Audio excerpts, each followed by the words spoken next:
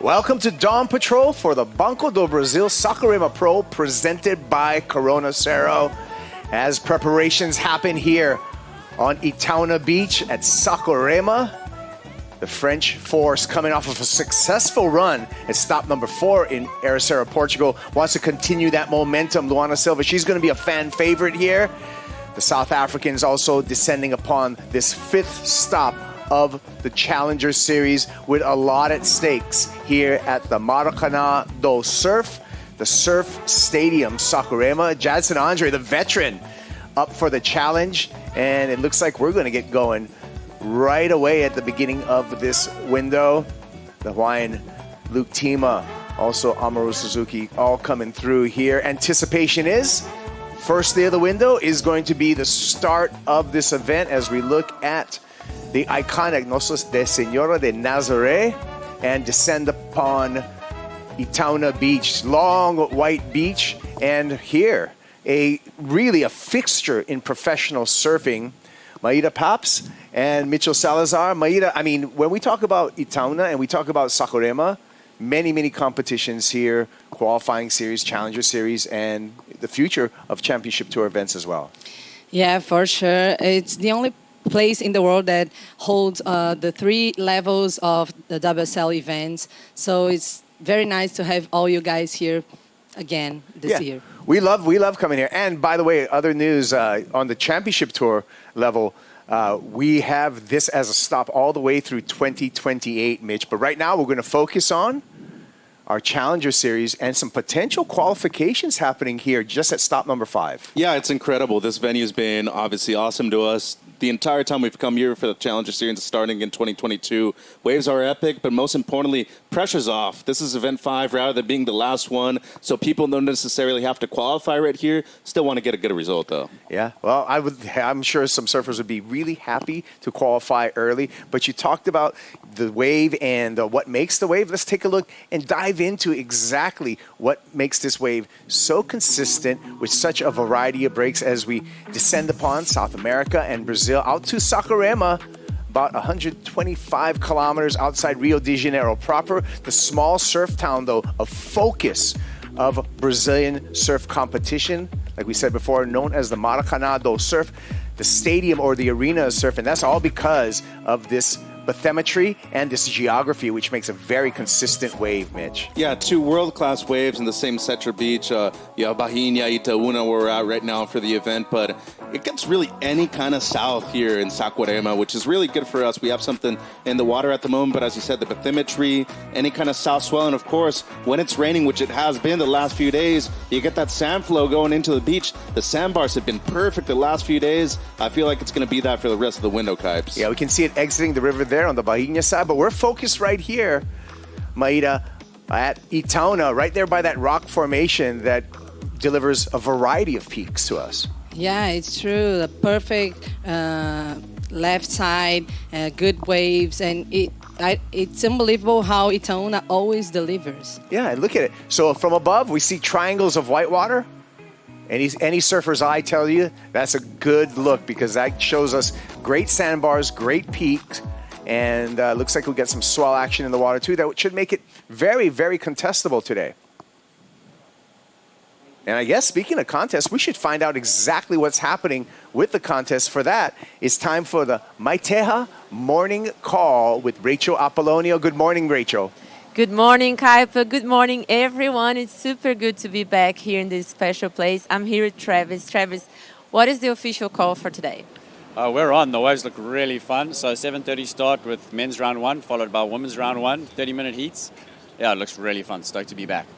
What can we expect for the forecast of the week? Tomorrow looks pretty similar, and maybe there's some leftovers on Monday, and then there's a little bit of a dip in as well. But apparently there's a system building for some promising signs for the weekend, next weekend, so we'll keep an eye on it. Amazing. So we're on. Stay tuned.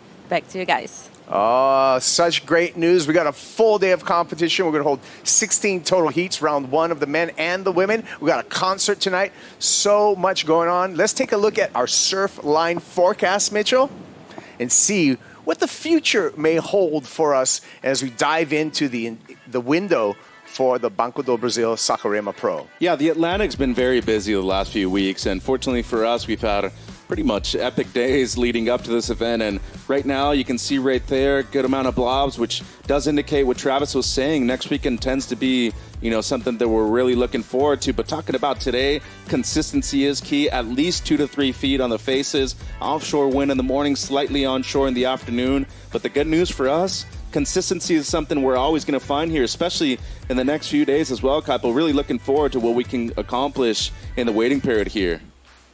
And here's our next 4 days, Maida. Looks like kind of up and down as some new swells show up about Tuesday. Yeah, it's true. It drops a little bit, but then again in Tuesday, and it's look even better for the weekend. Next weekend, I mean. Yeah, long range looking pretty good. As we thank Surfline always for the data that they give us, all the intel to help us make the call throughout as we navigate the window here for this event. We know we're going to get going today. This is the 5th stop of the tour. Mitchell, you talked about it. Not a ton of pressure because we actually have 7 stops on the Challenger Series. Your best 5 results count. Let's take a look at the schedule for this year. Yeah, different winners at every venue, which has been really good. Jacob Wilcox, Hika Vaselko, you have Luke Thompson, Naliero Starbe, Huntington Beach. I mean, it went from basically being flat to having epic waves at the end. And Eda Seda right there, Kali Vaus, Tya Zebrowski. It was a French sweep. But look at stop 5. Saquarema now, you have the addition of pipe, which is huge for everybody. And of course, finishing off event 7 once again at Newcastle. Pivotal event here at stop number 5, Maida. Yeah, for sure. It's really important, but the competitors have enough room to make their rankings in Pipeline. I'm so excited to watch Pipeline as well, and then ending up the season in Newcastle. Woohoo! We're going to take a break right now, but when we come back to Dawn Patrol, we're going to talk about our women's Challenger Series rankings, who's in the lead there, and who can potentially qualify here at Saquarema.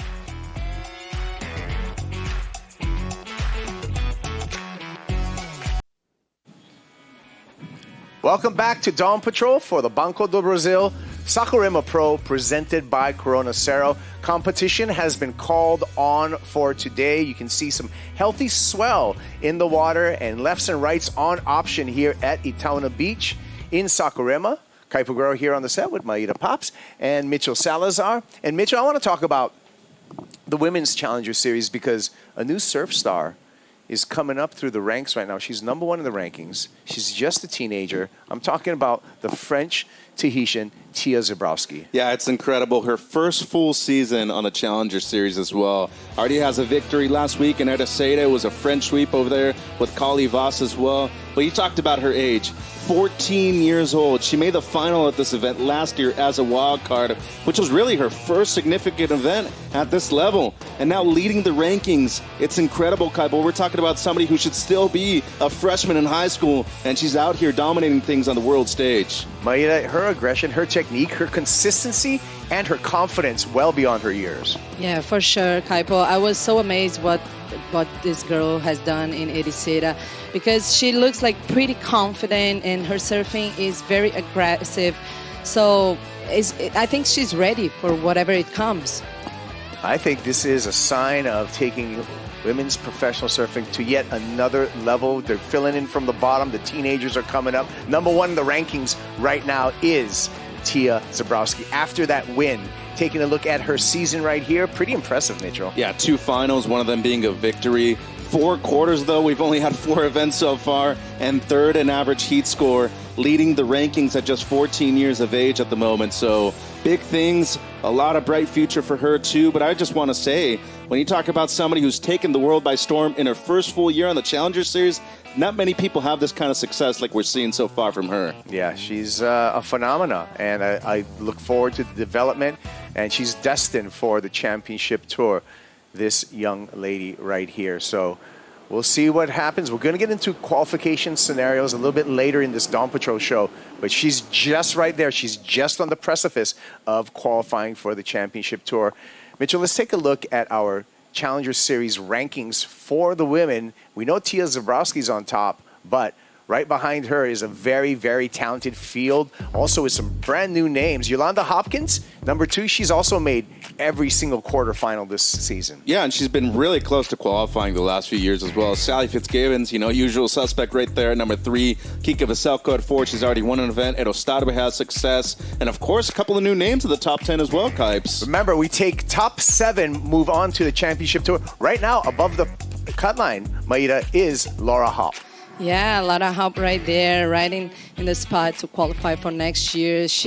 I really liked how she changed her approach on competition. She seems more confident with her surfing, and with this bigger field right now for women, I think she has a good chance. Yeah, well, a pivotal event here in Saquarema, and we're going to get going straight away. First day of the window. We're going to take a break right now from Dawn Patrol, but when we return, we're going to talk about men's qualifications, men's Challenger Series rankings. We have a French Tahitian leader on the men's side too.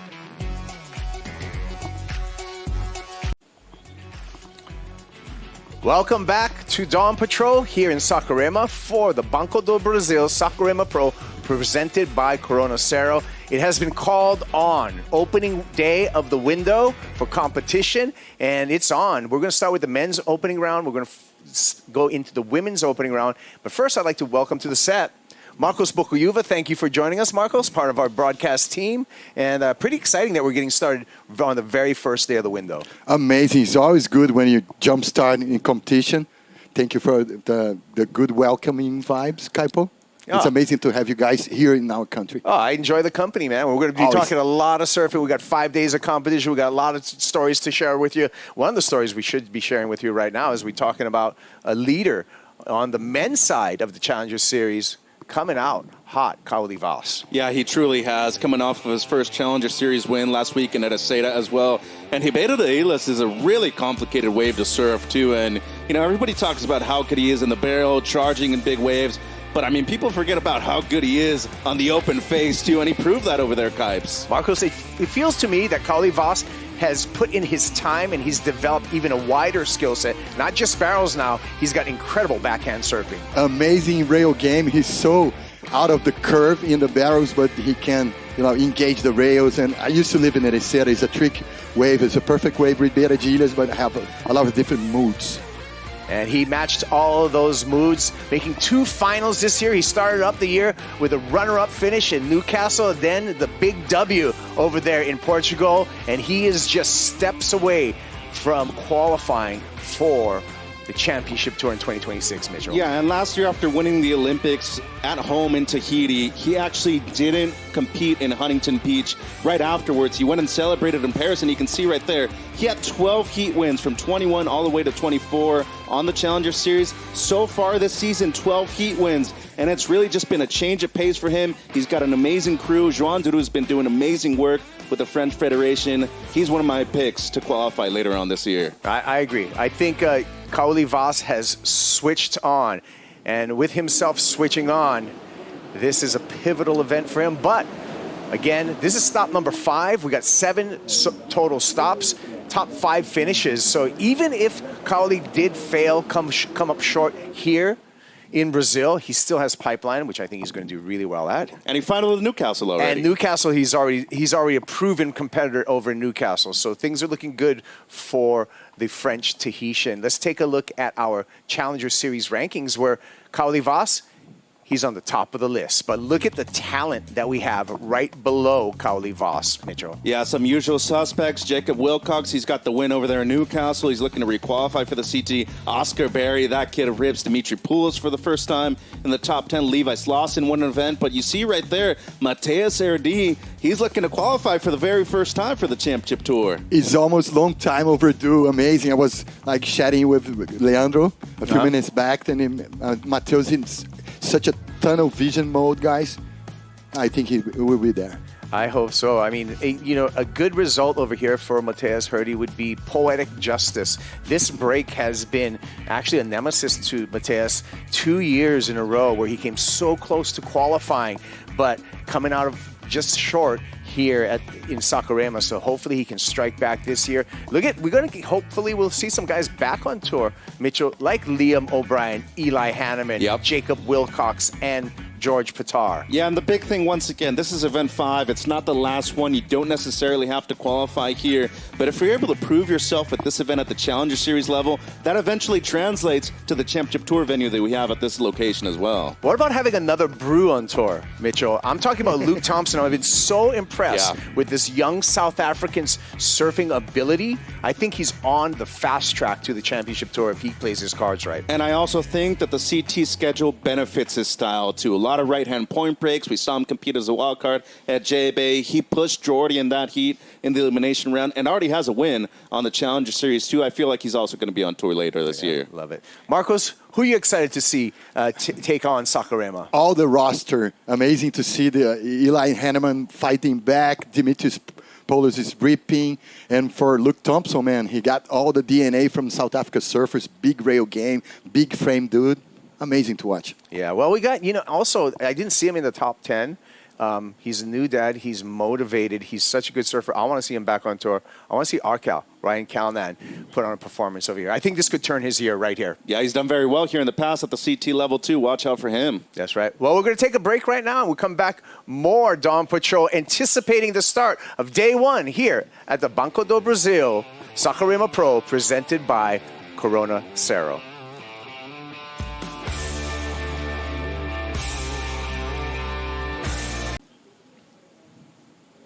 Today, we continue to mourn the passing of Bern Page, our longtime global safety and security director and a deeply respected member of the WSL family.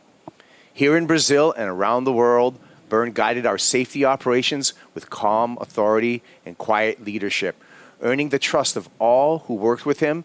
His commitment to care, integrity, professionalism left a profound mark, not only on our organization, but on everyone fortunate enough to work alongside him. Our deepest condolences go out to his family, friends, colleagues, and all who knew him. He will be deeply and sincerely missed.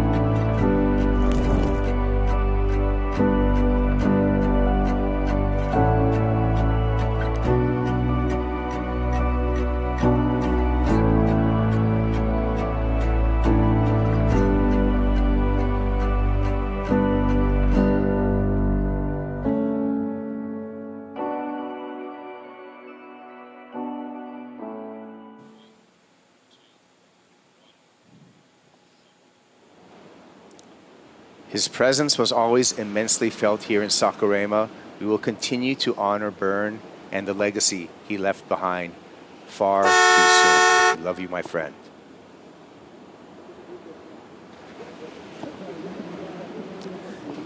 The event is on today, and there's a lot on the line right now for surfers. And we're on the top of the rankings. Let's take a look at some of the qualification scenarios for the men here in Saquarema.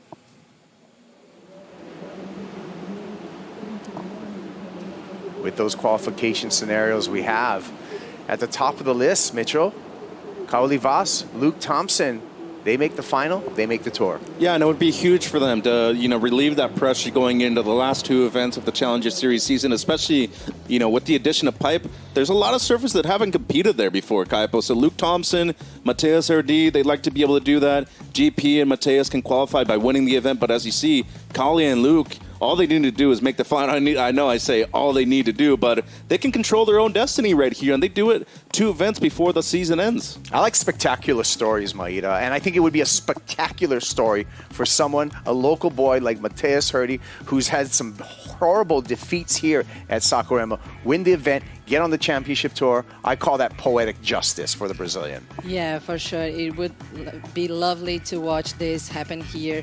And also he is competing here without that pressure, like do or die vibes here in Saquarema. So he's very confident. I would love to watch what he can do without that pressure. Well, remember, Mateus last year, 10-point ride out here. The Brew, Luke Thompson, just a few heats away, and another good result.